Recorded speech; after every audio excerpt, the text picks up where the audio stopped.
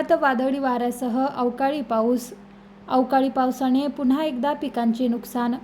बुलढाणा जिल्ह्यात काल सायंकाळी आणि रात्री वादळी वाऱ्यासह अवकाळी पाऊस झाला, त्यामुळे पिकांचे मोठे नुकसान झाले आहे।